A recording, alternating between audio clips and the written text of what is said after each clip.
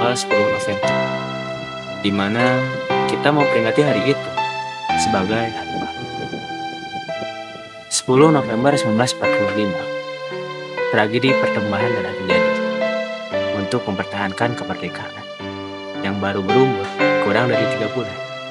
Agresi militer Belanda terjadi, merebut yang kita mimpikan dan yang kita dambakan.